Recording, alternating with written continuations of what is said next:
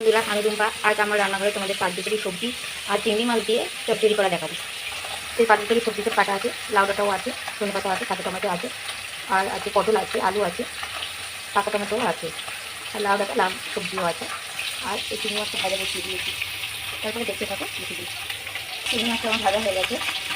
চিংড়ি মাছটা একটু সাইড করে নিয়ে পাঁচফোড়ন দিয়ে দেবো, একটা চিংড়ি লঙ্কা দিয়ে দেবো, আর তেজপাতা দিয়ে দেবো। চিংড়ি মাছটা আমি আর আলাদা করে দিলাম না, একেবারে বসিয়ে দেবো। সেজন্য পেঁয়াজ দিয়ে দেবো।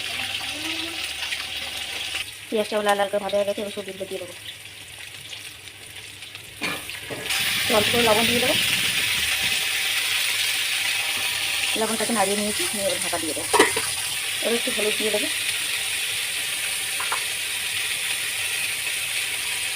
একটু গুঁড়ো লঙ্কা দিয়ে দেবো, এবার একটু জিরে আর ধনে বাটা দিয়ে দেবো, দিয়ে একটু নাড়িয়ে নেবো,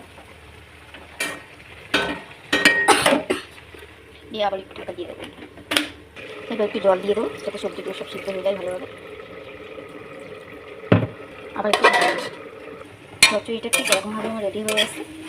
তারপরে নামিয়ে নেবো। পাঁচমিশালি সবজি আর চিংড়ি মাছ দিয়ে চচ্চড়ি আমার রেডি। টাটা বন্ধুরা।